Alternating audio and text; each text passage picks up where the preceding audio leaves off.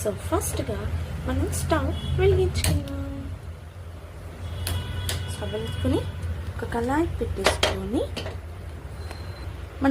పెట్టేసుకొని సో ఫస్ట్గా నేనైతే గీ వేసుకుంటున్నాను. మీకు నచ్చింది వేసుకోండి.